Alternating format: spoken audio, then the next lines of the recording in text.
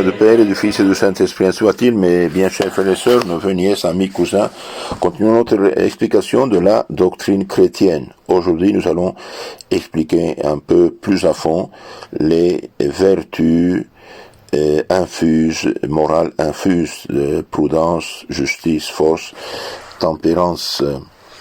On a vu que les vertus morales sont celles qui règlent nos actes et nos conduites selon la raison et la foi. Les vertus morales acquises, tout homme utilisant sa raison peut les avoir et les pratiquer, les acquérir. Les vertus morales infuses, Dieu même les verse, les infuse dans notre âme au moment du baptême, et si nous avons péché gravement, on les perd et on les récupère par une bonne confession, l'absolution que donne le prêtre au nom du Père et du Fils Saint-Esprit. Donc j'ai dans les mains le catéchisme des diocèses de Belgique, question 185 et suivante. Quelles sont les principales vertus morales? Eh bien, sont la prudence, justice, force et tempérance. Ces vertus morales sont appelées vertus cardinales parce qu'ils sont comme le gond sur lequel s'appuient toutes les autres vertus et s'y rattachent comme à leur fondement. Alors, qu'est-ce que c'est la prudence infuse? La prudence infuse est la vertu qui nous fait prendre les meilleurs moyens pour vivre chrétiennement et arriver au ciel. Par exemple, on dit quelqu'un, on vous donne 500 000 euros ou dollars, venez, faites le faux témoin dans le tribunal. Eh bien, la vertu de prudence chrétienne dit, ok, et après je vais à l'enfer, je ne suis pas bête, je ne fais pas ça. Et ça offense en plus Dieu. Donc la prudence est une vertu de l'intelligence par laquelle elle reconnaît les biens éternels et les moyens de les acquérir. Ça, c'est pour ça les saints étant prudents, étant intelligents. La prudence est une vertu qui perfectionne notre intelligence et par laquelle, eh bien, on reconnaît les biens éternels et les moyens de les acquérir. La prudence est la plus haute et celle qui fait distinguer le divin de l'humain, dit saint Ambroise. La prudence du chrétien est la vertu la plus haute qui sait distinguer le divin de l'humain. L'homme prudent a en vue avant tout sa fin dernière. Le négociant prudent n'a en vue que son profit. Le chrétien prudent seulement son salut. Les serpents sont un symbole de la prudence. Ils passent pour toujours diriger leur regard dans le lointain et pour sacrifier leur corps uniquement afin de sauver leur tête. Jésus nous dit d'être prudents comme eux, Saint Matthieu 10:16, en ce sens que nous devons toujours porter nos regards vers l'éternité et toujours être disposés à sacrifier le corps, les choses terrestres, pour sauver la tête, l'union avec lui, avec notre chef. Donc le chrétien, toujours le regard sur l'éternité, sur son salut éternel. Pour la disposition des moyens vers la fin, nous avons comme modèle le pêcheur qui met à l'hameçon le meilleur appât et se cache. L'oiseleur qui se cache ainsi et imite les chants des oiseaux pour les attirer sur ses pièges. C'est avec cette prudence que les saints ont su calculer leur entreprise et arriver à leur but. Saint Paul, par exemple, profita à Athènes de l'autel érigé à un Dieu inconnu pour prêcher l'évangile. Les Actes des Apôtres, chapitre 17.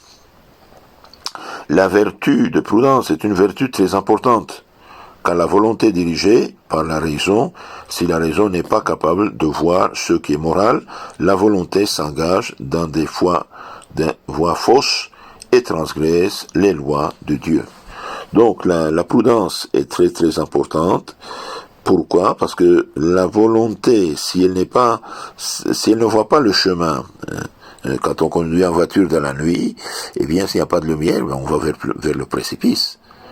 Et donc la vertu de prudence est très importante car la volonté est dirigée par la raison, par la raison.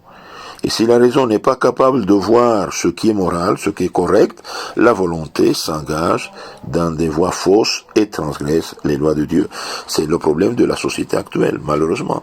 Comme ils n'ont plus la foi, et la majorité des gens ne vivent pas chrétiennement, donc vivent dans le péché, leur intelligence n'est pas illuminée par la lumière du Saint-Esprit et ne voient pas les conséquences de leurs actes, ne voient pas. Pourquoi les dirigeants chrétiens du passé étaient imprudents, ils tâchaient d'éviter des bêtises, des péchés, des injustices, et parce qu'ils pensaient au jugement de Dieu. Et maintenant, comme on ne croit plus en Dieu, ou on fait de Dieu une opinion très très vague et très fausse, eh bien les gens font n'importe quoi. Donc la prudence est une vertu très importante, car la volonté est dirigée par la raison.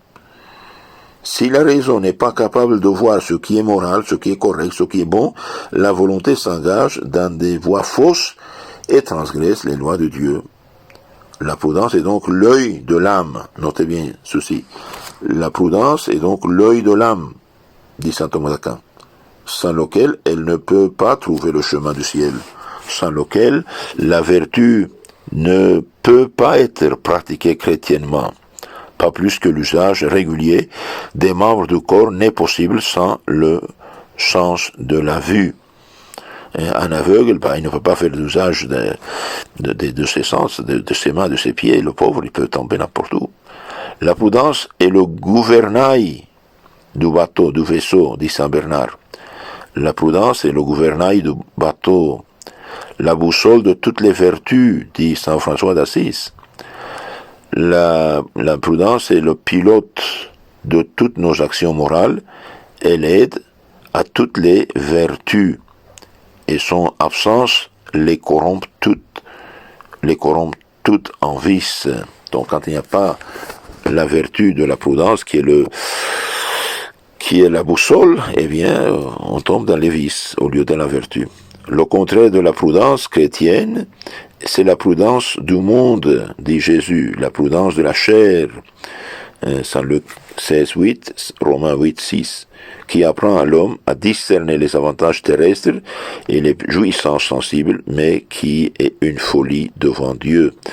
1 Corinthiens 3, 19. Donc, le contraire de la prudence chrétienne est la prudence du monde, la prudence mondaine de la chair, qui apprend à l'homme à discerner les avantages terrestres et les jouissances sensibles, mais qui est une folie devant Dieu. Et pourquoi tant d'injustice, pourquoi tant de problèmes aujourd'hui dans la société?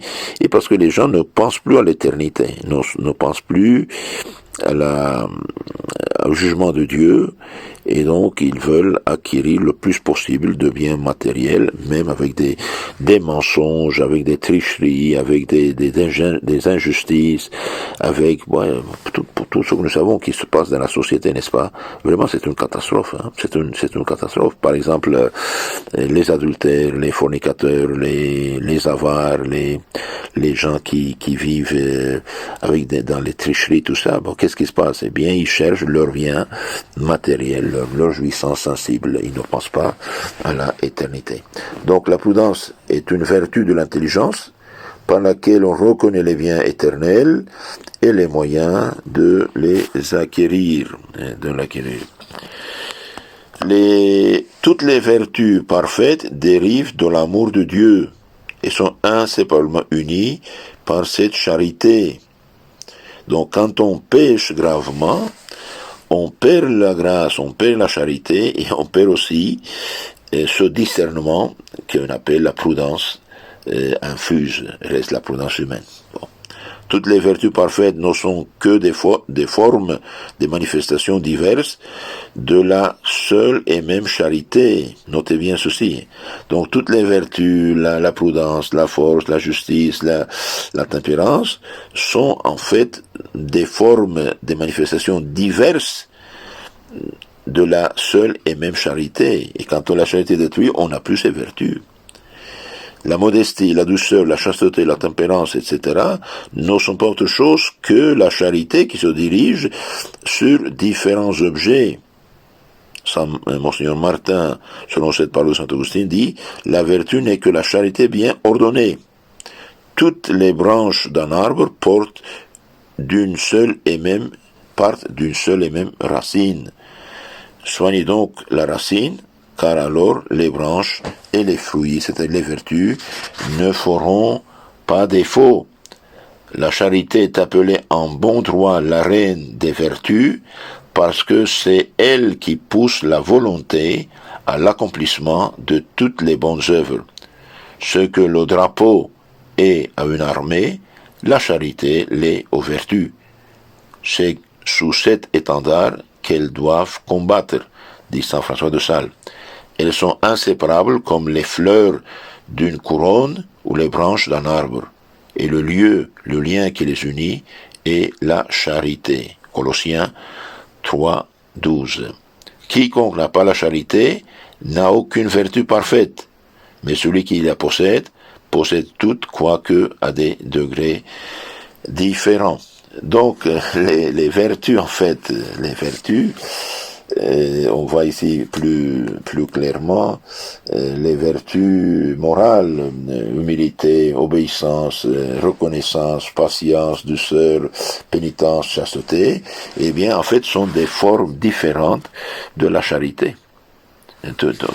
Sont des formes différentes de la charité. Quand il n'y a pas de charité, quand on est dans le péché mortel, eh bien, on n'a pas ces vertus, on ne peut pas les pratiquer. Toutes les vertus parfaites ne sont que des formes, des manifestations diverses de la seule et même charité. La modestie, la douceur, la chasteté, la tempérance, etc. ne sont d'autres choses que la charité qui se dirige sur différents objets. La vertu n'est que la charité bien ordonnée. C'est bien dit. Toutes les branches d'un arbre sortent d'une seule et même racine. Et pour cela, les saints disaient, je préfère mourir plutôt que pécher. Quiconque n'a pas la charité n'a aucune vertu parfaite, mais celui qui la possède, les possède toutes, quoique à des degrés différents. Quiconque manque d'une seule vertu parfaite, manque de toutes les autres, et quiconque en possède une, les possède toutes, dit saint Augustin. La vertu la plus excellente et la plus parfaite est l'amour de Dieu, car elle unit l'homme à Dieu, elle seule rend les autres vertus méritoires, et elle seule subsiste après la mort. La charité subsiste après la mort. Les vertus croissent pour l'augmentation de la grâce sanctifiante et par la pratique. Toutes les vertus parfaites sont perdues par un seul péché mortel, car par lui on perd la charité sans laquelle il n'existe pas de vertu parfaite. Par un seul péché mortel on perd la perfection et toutes les vertus et tous les mérites, comme dans un naufrage, 1 Timothée 1,20, perd tous ses biens. Comme un naufragé perd tous ses biens, ainsi le péché mortel nous fait perdre toutes les vertus. Quelque grande que soit l'aptitude d'une âme à faire le bien, sa liberté subsiste toujours et elle est toujours capable de pécher, de se perdre. Que celui qui croit être ferme prenne bien garde à ne pas tomber. Dit saint Paul, les vertus parfaites diminuent lorsqu'on se relâche dans la pratique du bien. Là aussi, c'est important. Les vertus parfaites diminuent lorsqu'on se relâche dans la pratique du bien. C'est ce qu'on appelle la tiédeur. L'âme est déjà en danger de perdre la vertu quand elle en fait ostentation pour porter son trésor à découvert. C'est se mettre en danger de s'en voir dépouillé. Exposer son or et ses vêtements précieux, c'est provoquer le vol, découvrir un vase et faire évaporer le parfum, etc., etc. Bien, donc on a dit que la vertu de prudence, c'est une vertu de l'intelligence par laquelle elle reconnaît les biens éternels et les moyens de les acquérir. Dans la cause suivante, on va parler de la justice, tempérance et force. Que Dieu vous bénisse, la Vierge vous garde, ayez la charité de vous souscrire à notre canal et de renvoyer ces causeries à vos contacts pour évangéliser le prochain. N'oublions pas, toutes les vertus ne sont que des formes, des manifestations diverses et de la seule et même charité. Quand on vit en grâce de Dieu, on a la charité, on a les vertus.